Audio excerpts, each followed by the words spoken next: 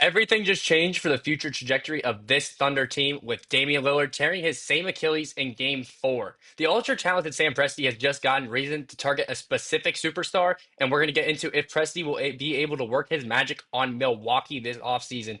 I'm Gabriel Ebersole with Thunder Digest. Great to have you guys here today.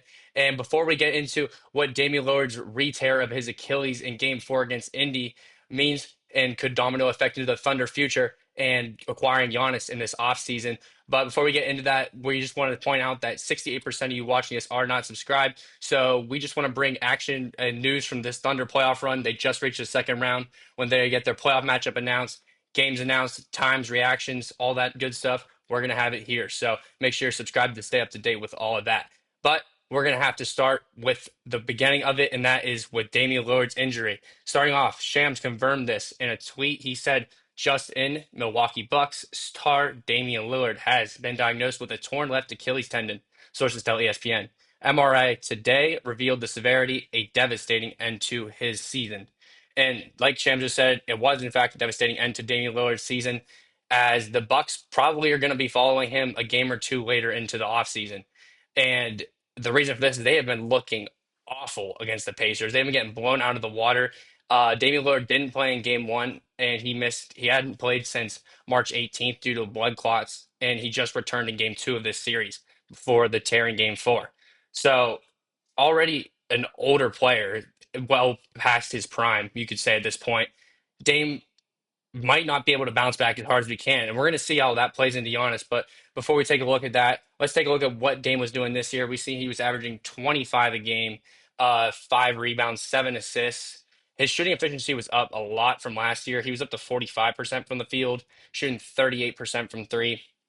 And as you can see in the bottom right, he is set to turn 35 very soon. And coming back off the same exact Achilles he tore a year ago today, it's going to be just monumentally hard to say the least for this guy to bounce back and become what he was. And just seeing that he was settling back in to tune in Milwaukee in the playoffs, he was looking good. Pre All-Star break, especially his numbers were above 25 a game. His efficiency was up, and just to see that he was struggling to get in the system as it was, finally blending in, and then they just get this monumental blow. I just could see the Bucks really blowing this up, and the reason why is because if we take a look at what Giannis has been doing in these series, he has been doing all he's could. The two-time MVP of the league has lived up to the billing in these series, and he's done all he can, putting a team on his back. If we look at the game logs from these games against the Pacers, we see Giannis has dropped over 34 points in three of the games. He has had 12 rebounds in every single game here. He's been playmaking as well, and he's been playing heavy minutes on the floor. He's been averaging 36. So, not a lot that you can really blame to. And then when you look at when Dame was out, the four starters that played with Giannis in game one combined for 14 points. That is abysmal, and you were never going to win a game in the playoffs playing that way. Even against a team like a middling Eastern team like Indianapolis, like you have no chance to take that game. And then Dame comes back. They play they play a little bit better basketball. But Giannis is still playing at even above an MVP caliber level at this point. His field goal percentage is about 65 for this series. When you're looking at the efficiency and him doing all that he can specifically, he is putting his team on his back against Indianapolis, and they've only taken one of the first four games. And they're 3 years removed from their championship against the Suns, and every year they've been a first round playoff exit. It's not insane to think that Giannis might be looking onward to leave this offseason. And another reason why would be if you look at the next five drafts for the Bucks, three of them they have no first round picks.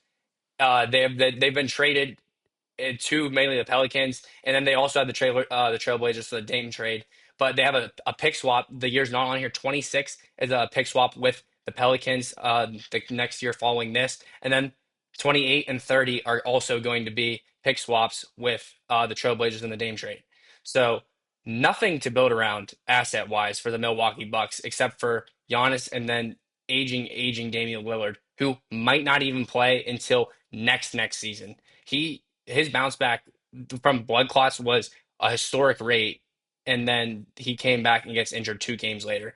But his Achilles tear, he was sidelined for the frequent amount of time. So to see that the second re-injury, it's going to be something he's bouncing back from. But now we're looking where the Thunder fit into all of this. we look at the picks that we have, if the Bucks decide to move on from Giannis, because regardless of what you think he is as a player, him as their lone piece has not worked for the last 3 years. And if they decide that, many people are speculating, CBS Sports, Yahoo, I've seen articles today in the last 8 hours, all released on this topic, that Giannis should be on the trade block this offseason, arguing why, because the Bucks have no finite direction. We have the best package that can be offered to them, players and picks wise, because we have a plethora of young players, obviously prospects wise, but we also have 8 picks in the first round for the next 3 drafts. That could single handedly revitalize Milwaukee's future if they do decide to move on from the Giannis route. Do I think they should move on from the Giannis route? If they lose in game 5 and Giannis has another amazing game, I don't know what other choice you have, because you have, once again, no first round pick coming in, and your team isn't going to be better. Dame's not coming back. So if they do decide to move on, the Thunder are going to be able to put together a good package. Plus, we have this coming in, a 10% increase in the salary cap. Next year, we'll raise the salary cap from 140.6 million to 154.6 million. Looking at the Thunder, we already have the seventh most cap space coming into next season. So if we were to go out and reach for a superstar, Giannis would have the room to come in here. If we look at Giannis's deal, he's inked for the next 3 years, 2 years, excuse me, guaranteed, because his first year is on here for this year. But we see 57.6 next year, 62, and then a player option for 66.8. If he were to not take the player option, his contract would run out the same year that our big three runs out, which is Shea, Chet, and J-Dub. So we could run those three together theoretically through the next 3 years and then have a hard reset on our cap. Or if Giannis were to pick up the player option and he could be the key piece moving forward, let's say if J Dub were to get a super max somewhere, but he could also choose to restructure and just re-sign with us after declining the player option for less money if we were to win at the time. And that was something that becomes prevalent. We see with teams that win is that players are taking less money to stay. So if he comes here for 3 years and we win 2 rings, it's not crazy to think that he would take less money to keep Dub or Chet or these players that are currently on rookie deals getting paid 17 million through the next however many years. For the next 3 years. We have Lou Dort also under 20 million for this time. We're set up very well. We have 13 players rostered through the next 2 seasons under salary. So if we run the price match, we could like the routes and the potential for OKC falls endlessly because we have picks, we have players that can salary match, and we have young talent. Milwaukee is in need of all these things. They don't have a source to garner any of these assets. When we look at what Giannis was averaging this year, he was averaging the same numbers that he was essentially the 2 years he won MVP. He's averaging 30 and a half a game, 12 rebounds, 6.5 assists, averaging 2 stocks, and he's shooting over 60% from the floor.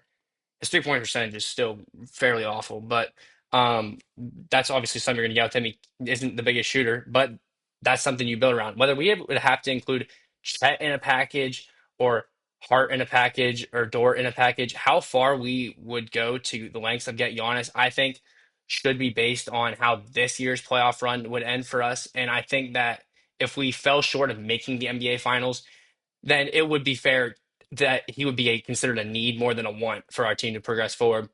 But if we make the finals, I think he would be more of a luxury, and that using picks to trade for him would be something that I would do with great caution, and it would only take if it was something more of a good deal, as opposed to he's going to get us out and take us to the next step. Even if we lose in the finals, I think that our young team still has plenty of time to develop. But let me know you guys would be willing to give up for Giannis in the future. Whether it would take us losing next round in the second. If we won the finals, would you still want him? Let me know in the comments. I'm interested to see you guys' takes, but this has been Gabriel Ebersole with Thunder Digest. I'll see you guys in the next one.